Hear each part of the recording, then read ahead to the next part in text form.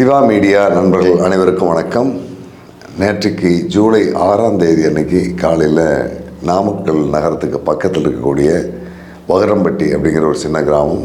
அந்த ஊருக்கு போகிற வழியில் ஒரு ரயில்வே கிராசிங் இருக்குது. சேலத்துலேருந்து கரூர் போகக்கூடிய அகல ரயில் பாதைக்கான ரயில் பாதை அந்த வழியாக போகுது.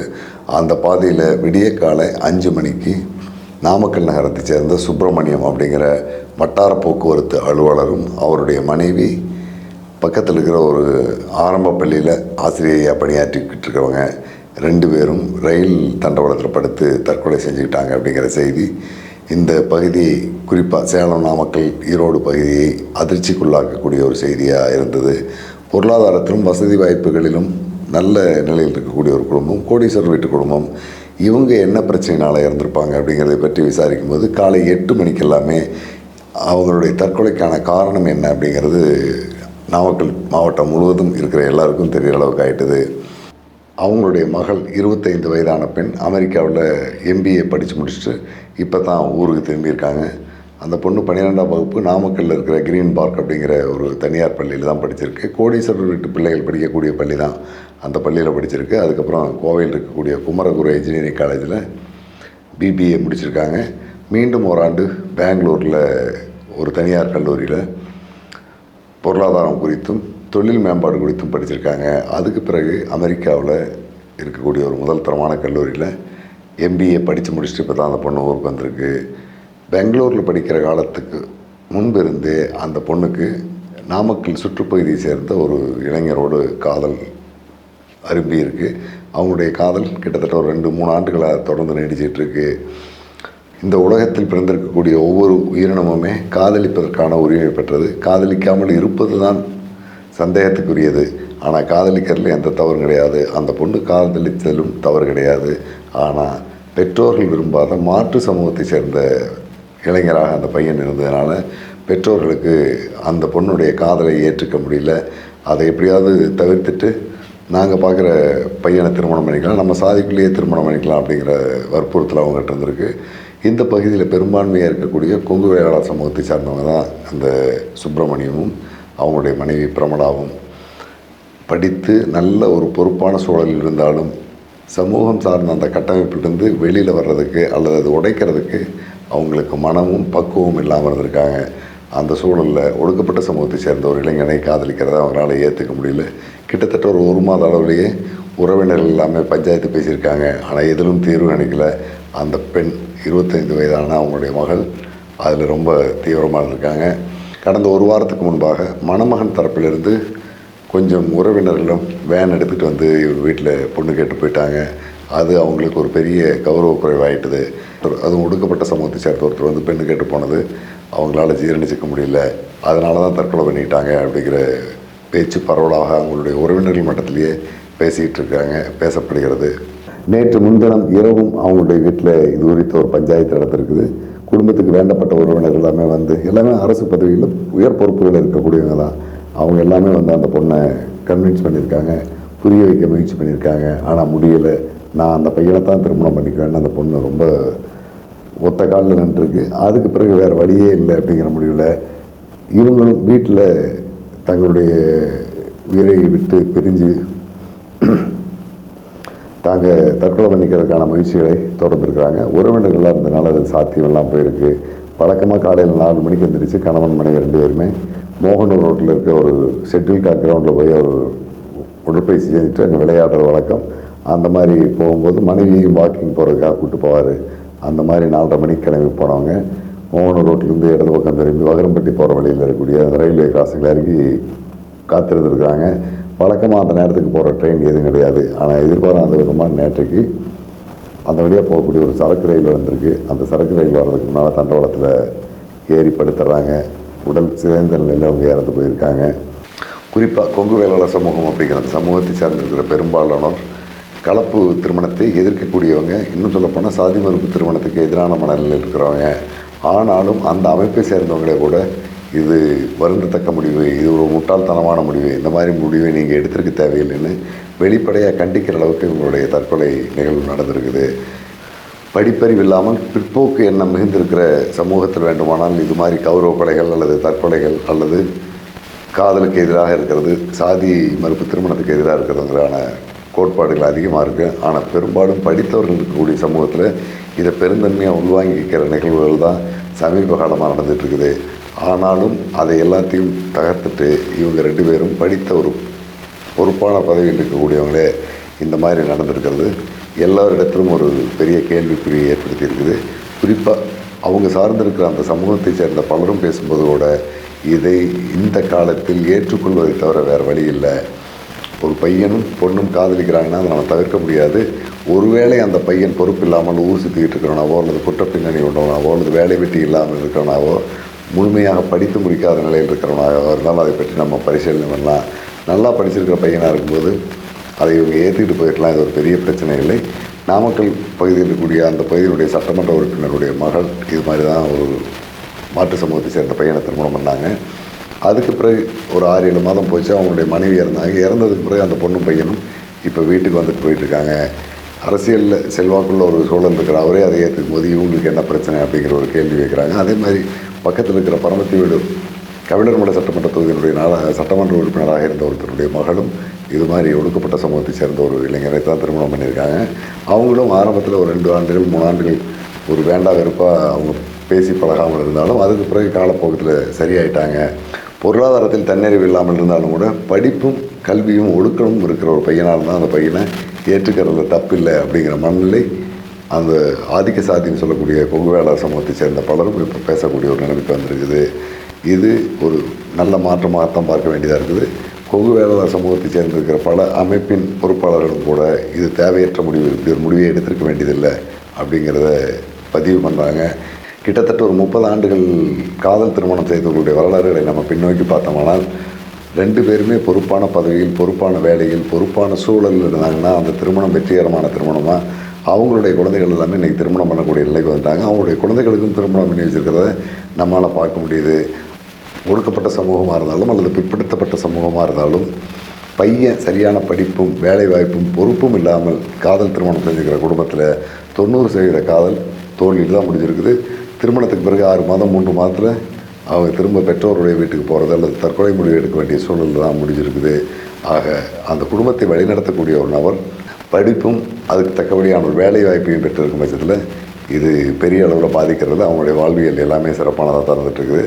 பெரும்பாலும் இன்றைக்கி இருக்கிற பிற்பட்ட சமூகத்தை சேர்ந்திருக்கிற எல்லாருமே நாடக காதல்னு சொல்லக்கூடியதுன்னு பார்த்திங்கன்னா எந்த வேலை வெட்டியும் இல்லாமல் சுற்றிட்டு இருக்கிற இளைஞன் ஒரு பணக்காரர் வீட்டை பண்ண கல்யாணம் பண்ணிட்டு போயிட்டு வாழ முடியாமல் திரும்பி போகிறது தான் நாடக காதல்னு சொல்கிறாங்களே தவிர தகுதியான பையனும் பொண்ணும் கல்யாணம் செஞ்சுட்டு போய் வாழ்கிறத பெரிய அளவில் இருக்கிறது இல்லை.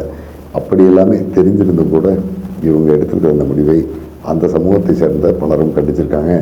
ஏற்கனவே அவினாசியில் பார்த்திங்கன்னா ரிதன்யாங்கிற ஒரு பொண்ணு பெற்றோர்கள் ஏற்பாடு செஞ்சு வச்சதான் ஒரே சமூகத்தை சேர்ந்தவங்க தான். வசதி வாய்ப்புகளில் எந்த விதத்தும் குறைவில்லாத 2 வீட்டை சேர்ந்தவர்களும் நடந்து முடிஞ்ச அந்த திருமணம் கூட அந்த பெண்ணுக்கு ஒரு எதிர்பாராத திருப்பத்தை ஏற்படுத்தி தற்கொலை செய்ய வேண்டிய ஒரு சூழலுக்கு போயிருக்கு. இந்த காலகட்டத்தில் பெரும்பாலும் தங்களுடைய சமூகத்துக்குள்ளேயே திருமணம் செய்து கொடுக்கறதா சமூக அந்தஸ்து, அதுதான் நமக்கு கௌரவம் அப்படின்னு நினைக்கிறாங்க. உண்மையில் இது பிற்காலத்தில் நம்ம ஏற்படுத்திக்கிட்ட ஒரு அமைப்பு தானே தவிர ஒரே சாதிக்குள்ளே திருமணம் பண்ணுறது காலகாலமாக இருக்கா அப்படின்னா அது கட்டாயமாக கிடையாது. ஏன்னா தமிழர்களுடைய வாழ்வியலை வெளியுலகத்துக்கு சொல்லக்கூடிய பல இலக்கியங்கள் இருக்குது. அது குறிப்பாக சொல்ல போனோம்னா தொல்காப்பியம், சிலப்பதிகாரம், திருக்குறள் போன்று இருக்கிற அனைத்து நூல்கள்லையுமே சாதி அப்படிங்கிற சொல் எந்த இடத்துலையுமே கிடையாது. சாதிய அடையாளங்களை குறிக்கக்கூடிய பாடல்களும் அல்லது சொற்களும் கூட அந்த நூல்கள் எதுலேயுமே கிடையாது. ஆரம்பகால வாழ்வியலில் காட்டுக்குள்ளே வேட்டைக்கு போகக்கூடிய ஒரு அரசன் அங்கே குளத்தில் குளிச்சுட்டு இருக்கக்கூடிய ஒரு சலவை தொழிலாளிய மகளை திருமணம் பண்ணியிருக்காரு. பூ பறித்து விற்றுக்கிட்டு இருக்கிற பூக்காரருடைய மகளை திருமணம் பண்ணியிருக்காரு. காட்டில் வாழக்கூடிய பழங்குடி வேடருடைய குடும்பத்தில் திருமணம் பண்ணியிருக்காருங்க. இதெல்லாமே நம்ம பல இலக்கியங்களில் படிச்சிருக்கிறோம், கேட்டிருக்கிறோம். அப்போ கிட்டத்தட்ட ஒரு 2000 ஆண்டுகளுக்கு முன்னால் சமூகத்தில் சாதியம் அப்படிங்கிற ஒரு கட்டமைப்பு கிடையாது.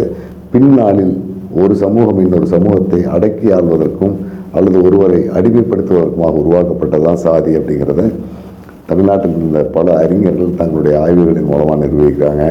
கிட்டத்தட்ட இப்போ இந்த ஒரு 15 ஆண்டுகளுக்குள்ளாக பார்த்தோம்னா இதே பிரச்சனை வேற ஒரு வடிவத்தில் மாற்றம் பெற்றிருக்கு. அதாவது ஒரு வினை நடக்கும்போது அதுக்கு ஒரு எதிர்வினை நடக்கும் அப்படிங்கிறது வரலாற்றில் எல்லா காலகட்டங்களிலுமே எல்லா இடத்துலையுமே நடந்துட்டு தான் இருக்குது.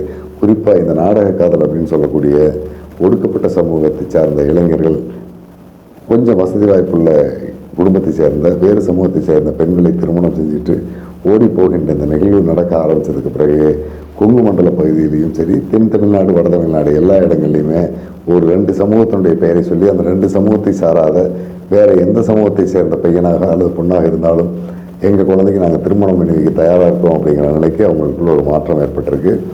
குறிப்பாக பிற்படுத்தப்பட்ட மிகவும் பிற்படுத்தப்பட்ட சமூகத்தில் இருக்கக்கூடிய செட்டியார், நாடார், உடையார், முதலியார், கவுண்டர், இப்படி இந்த அமைப்பில் இருக்கக்கூடிய எல்லா சமூகங்கள் சார்பாகவும் இப்போ இந்த பகுதியில் திருமணம் நடக்கிறது ரொம்ப இயல்பாக இருக்குது. ஒரு சில சமூகங்கள் மட்டுமே பொருளாதாரத்தில் மிகவும் கீழ்நிலையில் அல்லது பழக்க வழக்கங்களில் அல்லது பண்பாட்டில் அல்லது அவங்களுடைய தனிப்பட்ட நடவடிக்கைகளில் சரியில்லை அப்படிங்கிறது தவிர மீது எல்லாத்தையுமே பெரும்பான்மை சமூகத்தில் இருக்கிறவங்க ஏற்றுக்கிட்டு வாழக்கூடிய ஒரு சூழல் போயிருக்கு. இது எல்லாமே நாளுக்கு நாள் மாறி வருகின்ற சூழலில் இந்த சுப்பிரமணியமும் அவங்களுடைய மனைவி தற்கொலை பண்ணியிருக்கிறதுங்கிறது அடிப்படையில் ஒரு மிகப்பெரிய முட்டாள்தனமாக தான் இருக்குது. இதைத்தான் அவங்க சார்ந்திருக்கிற சமூகத்தை சேர்ந்த அமைப்பாளர்களும் பொறுப்பாளர்களுமே கண்டிச்சிருக்கிறாங்க. பெரும்பாலும் ஆதிக்க சாதி அல்லது உயர் சாதி அல்லது சமூக அந்தஸ்தில் உயர்ந்தவங்க, பிறப்பால் உயர்ந்தவங்க அப்படிங்கிற எண்ணத்தில் இருக்கிற எல்லா குடிமக்களுமே வேளாண்மை சார்ந்த உறவுகளை பேசும்போது ரொம்ப எளிமையாக ஒரு விஷயத்தை சொல்கிறாங்க. நாட்டு மாடு பால் சரியாக கிடைக்காது, கலப்பின மாடுகளாக இருந்தால் பால் அதிகமாக கறக்கும் அப்படிங்கிறாங்க. அதே மாதிரி தோட்டத்தில் மாமரம் வைக்கிறீங்களான்னா பாரம்பரியமான மாமரத்தை வச்சோம்னா காய் சரியாக இருக்காது, ஒட்டு மாங்காய் வச்சார்னா சரியாக வரும் அப்படிங்கிறாங்க. தென்னை மரத்தில் கூட நெட்டை குட்டை 2 ரகத்தையும் இணைத்து பிறக்கின்ற ஒரு கலப்பின கன்று தான் நல்ல காய் பிடிக்கும் அப்படிங்கிறத அறிவியல் பூர்வமாக சொல்கிறாங்க, ஒத்துக்கிறாங்க. ஆனால் அதே மாற்றம் தான் எப்படி ஒரு நெட்டை தென்னை மரமும் குட்டை தென்னை மரமும் சேர்ந்து உருவாக்கப்பட்ட ஒரு மரம் வீரியமுள்ள ஒரு மரமாக வளருதோ அதே போல தான் சமூகத்திலும் வெவ்வேறு இனங்களுடைய கணப்பு ஏற்படக்கூடிய புது ஒரு பிறப்பு நிச்சயமாக இந்த 2ஐயும் கடந்த ஒரு வீரியமுள்ள ஒரு இனமாக வரும். அதை இவங்க ஏற்றுக்க தயாராக இல்லை. ஒன்றில் அறிவியலை ஏற்றுக்கிறவங்க இன்னொன்றில் அறிவியலை ஏற்றுக்க மாட்டேங்கிறாங்க. இதுதான் எல்லா இடத்திலும் பெரும்பாலும் நடந்துகிட்ருக்குது. மனிதன் அப்படிங்கிற இந்த இனம் மட்டுமல்ல, நாய்கள், ஆடு, மாடு, கோழி, இப்படி எல்லா இனங்களுக்குள்ளுமே இனக்கலப்பு அப்படிங்கிறது, அதாவது அந்த மரபு கலப்பு அப்படிங்கிறது தவிர்க்க முடியாத ஒன்று. ஒவ்வொரு மரபும் ஒவ்வொரு மரபோடு மாறி மாறி கலப்பு ஏற்படும் போது தான் அது வீரியம் உள்ள இனங்களாக வந்துக்கிட்டு இருக்கும் அப்படிங்கிறது தான் அறிவியல் ரீதியான உண்மை. இந்த அறிவியல் ரீதியான உண்மையை மனிதன் மாடுகளுக்கும் ஆடுகளுக்கும் கோழிகளுக்கும் பறவைகளுக்கும் விலங்குகளுக்கும் தாவரங்களுக்கும் ஏற்படும் போது அதை ஏற்றுக்கிறான். ஆனால் மனிதனுக்குள்ளே ஏற்படும் போது அதை ஏற்றுக்க மறுக்கிறாங்க. இதற்கு காரணம் அவங்களுக்கு பக்குவம் இல்லை அப்படிங்கிறத தவிர வேறு ஒன்றும் கிடையாது. உண்மையிலேயே இளைஞர் சமுதாயம் இன்றைக்கி சரியான பாதையில் தான் போயிட்டுருக்குது. அதை எந்த காரணத்தை கொண்டும் தடுக்க வேண்டாம். எப்படி ஒவ்வொரு இனத்துக்குள்ளும் கலப்பு ஏற்படும் போது ஒரு வீரியமிக்க இனம் பிறக்குதோ அது மாதிரி மனித இனத்துக்குள்ளும் ஒரு கலப்பு ஏற்படும் போது வீரியமுள்ள ஒரு இனமாக தான் இருக்கும். உண்மையிலேயே உறவு முறைக்குள்ள திருமணம் வேண்டாம் அப்படிங்கிறத அரசும் தன்னார்வ அமைப்புகளும் பல ஆண்டுகளாக பிரச்சாரம் பண்ணிட்டு வந்தாலும் இப்போ ஒரு 15-20 ஆண்டுகளாக தான் நம்ம சமூகத்தில் இருக்கிறவங்க பெரும்பாலானோர் புரிஞ்சுக்கிறாங்க. சொந்தத்துக்குள்ளே திருமணம் பண்ணால் வீரியம் இல்லாத குழந்தை பிறக்குது, கண் பார்வை குறைபாடு, உடல்நல குறைபாடு, போலியோ நோய் தாக்குதல், இந்த மாதிரி பல சிக்கல்களோட குழந்தை பிறக்கிறதுனால இப்போ உறவு முறைக்குள்ள நெருங்கிய உறவு முறைக்குள்ள திருமணம் செய்கிறத தவிர்த்திருக்கிறாங்க. அதே மாதிரி தான் வெவ்வேறு இடங்களில் வெவ்வேறு மண்ணில் வெவ்வேறு தண்ணியில் பிறந்து குடித்து வளர்ந்து வாழ்ந்துகிட்டு இருக்கிறவங்களோடு ஒரு கலப்பு ஏற்படும் போது அது இன்னும் வீரியமுள்ள கலப்பாக மாறும் அப்படிங்கிறது அறிவியல் ரீதியான உண்மை. இதை புரிஞ்சுக்கிட்டு பிற்போக்குவாத குணங்களை எல்லாமே ஒதுக்கி வச்சுட்டு வெவ்வேறு சமூகங்களாக இருந்தாலும் வெவ்வேறு இனங்களாக இருந்தாலும் அதை பற்றி கவலைப்படாமல் மனம் ஒத்த வாழ்வியலை விரும்பக்கூடிய இளைஞர்களுக்கு கைகுலுக்கி வாழ்த்து சொல்லி அனுப்புறது தான் சரியான முடிவாக இருக்கும். சாதிய ரீதியாக இவங்க ஒடுக்கப்பட்டவங்க, இவங்க பிற்படுத்தப்பட்டவங்க, இவங்க தாழ்த்தப்பட்டவங்க, இவங்களுக்கு நமக்கும் ஒத்து வராது, உயர்ந்த எண்ணம் உள்ளவங்க அவங்கெல்லாம் தாழ்ந்த எண்ணம் உள்ளவங்க, அவங்க கெட்டவங்க அப்படிங்கிற அடிப்படை புரிதல் மிக மிக தவறானது. எல்லா சமூகத்திலும் நல்லவங்க இருக்காங்க, எல்லா சமூகத்திலும் கெட்டவங்க இருக்காங்க, எல்லா சமூகத்திலும் குற்ற பின்னணி கொண்டவங்க இருக்காங்க, எல்லாத்துலேயுமே மேம்பட்ட பழக்கத்தை கொண்டவங்களும் பண்பை கொண்டவங்களும் இருக்காங்க. இது எந்த சாதிக்கு இந்த பண்பு அப்படிங்கிறது தான் எதுலேயுமே கிடையாது. அது வரலாற்று ரீதியாக கிட்டத்தட்ட எல்லா காலகட்டத்திலையும் நம்ம ஆய்வு பண்ணி பார்த்தோம்னா கூட அந்த மாதிரியான ஒரு அளவுகோலே கிடையாது. எல்லா சமூகத்திலும், எல்லா உயர்ந்த குடியிலும் தாழ்ந்த குடியிலும் நல்லவங்களும் இருக்காங்க, கெட்டவங்களும் இருக்காங்க. ஆக ஒருத்தருடைய பிறப்பின் அடிப்படையில், அவங்க பிறந்திருக்கிற சமூகத்தின் அடிப்படையில் நல்லவங்க கெட்டவங்கன்னு பிரித்து பார்க்கவே முடியாது. அது முழுக்க முழுக்க ஒரு தவறான கண்ணோட்டம். இந்த கண்ணோட்டத்தை பெற்றோர்கள் எடுத்துக்க வேண்டியதில்லை. ஆனால் எல்லா இடத்துலையும் இருக்கிற இன்னொரு பெரிய சிக்கல்னு பார்த்திங்கன்னா, நம்மளுடைய வாழ்வியல் சூழலுக்கும் முற்றிலும் மாறுபட்ட ஒரு வாழ்வியல் சூழலுக்கு போய் நம்மளுடைய குழந்தைகள் வாழுமா அப்படின்னா அதில் கேள்விக்குறி தான் இருக்குது. ஏன்னா பிறந்து கிட்டத்தட்ட ஒரு 20-22 வயசு வரைக்கும் வாழ்ந்திருக்கிற ஒருத்தர் முழுக்க முழுக்க மாறி இன்னொரு சூழலில் போய் வாழ்கிறதுங்கிறது நிறையா சிக்கல் இருக்குது. இதனால் வேண்டுமானால் ஒரு குடி சார்ந்த சில ஒப்பீடுகளை நம்ம கணக்கில் எடுத்துக்கலாம். அதையும் கூட நம்ம எடுத்துக்கிட்டு அதை குழந்தைங்க மேலே திணிக்க முடியாது. காதல் அப்படிங்கிறது வசதி வாய்ப்புகள், பொருளாதார அளவுகளை எல்லாம் பார்த்து வர்றதில்லை. அதை எல்லாத்தையும் கடந்த உள்ளங்களால் ஒன்று சேரக்கூடிய ஒரு நடவடிக்கை. அதில் நம்ம எந்த விதமான தலையீட்டையுமே அந்த விரும்பக்கூடிய 2 பேர் மேலே திணிக்கிறது எதிர்வினையை தான் ஏற்படுத்தும். இதுதான் கடந்த காலத்திலும் பல நிகழ்வுகளில் நமக்கு சொல்லப்பட்டிருக்கிற செய்தி. ஆக உங்களுடைய குழந்தைங்க எப்படி வளரணும், எப்படி அவங்க எதிர்காலத்தை அமைக்கணுங்கிறத பற்றி பெற்றோர்களே முதல்ல தெளிவான முடிவிலிருந்து அவங்கள நெறிப்படுத்துகிற விஷயத்தில் நம்ம கவனம் எடுக்கணும்.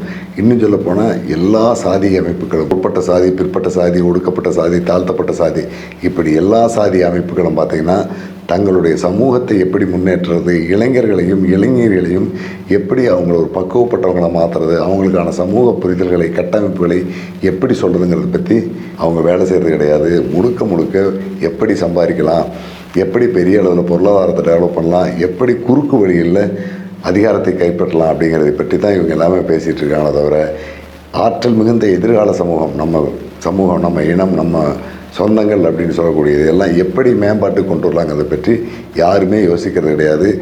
அதோடு சேர்ந்து வாழ்வியல்னால் என்ன, ஒவ்வொரு குடிகளும் எப்படி வாழ்ந்துட்டு இருக்குது, எந்த மாதிரியான கட்டமைப்பில் இருக்குது, இதுக்குள்ளே இருக்கிற சிக்கல்கள் எப்படி, இது எப்படி தீர்க்கிறது அப்படிங்கிறதை பற்றி ஒரு பயிற்சியும், அல்லது திருமணம் செய்வதன் மூலம் ஏற்படக்கூடிய சிக்கல்கள் என்ன, அதை எப்படி அந்த பையனும் பொண்ணும் எதிர்கொள்ள முடியும் அப்படிங்கிறதை பற்றி ஒரு கலந்துரையாடலையோ அல்லது ஒரு பயிற்சி வகுப்பையோ கொடுத்தாங்கன்னா இந்த மாதிரியான சிக்கல்கள் எல்லாம் ஓரளவுக்கு சரி பண்ணிவிட்டு அவங்களுக்கு தேவையான ஒரு துணையை, இணையை அவங்களா தேர்ந்தெடுத்ததுக்கான ஒரு பாதையை அமைச்சு கொடுக்க முடியும். அதை இன்றைக்கு வரைக்கும் எந்த சமூகத்தை சேர்ந்த தலைவர்களுமே செய்யலை.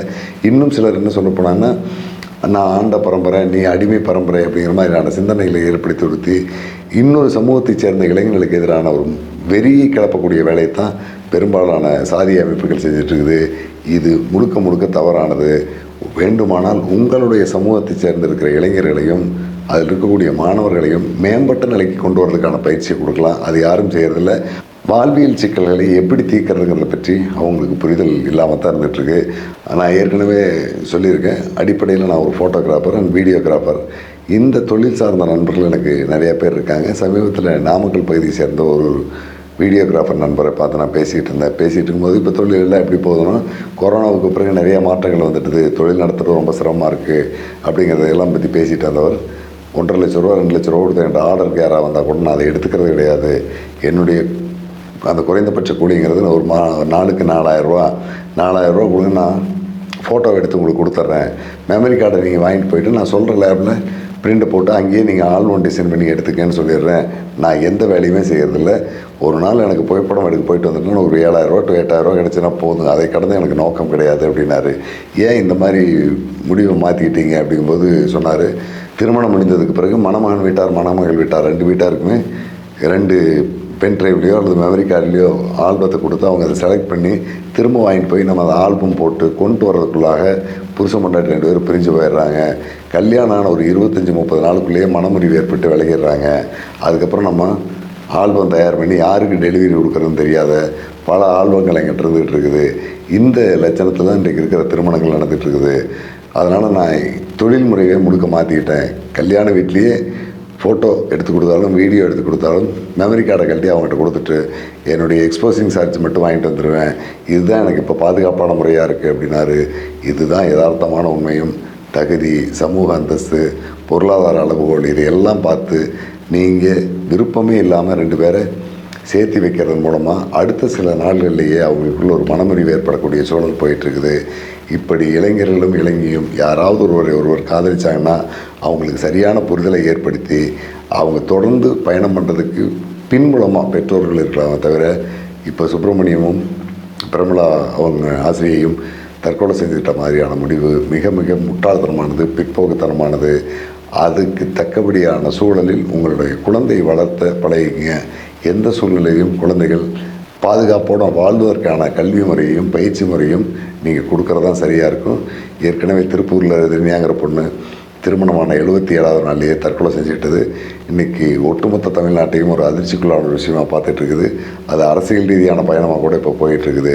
அதுவும் ஒரு முட்டாள்தனமான முடிவு தான், இதுவும் ஒரு முட்டாள்தனமான முடிவு தான். நல்ல மனநல மருத்துவர்களை பார்த்து கண்டிப்பாக உங்களுடைய பிரச்சனைகளுக்கு தீர்வு காண முயற்சி பண்ணலாம்.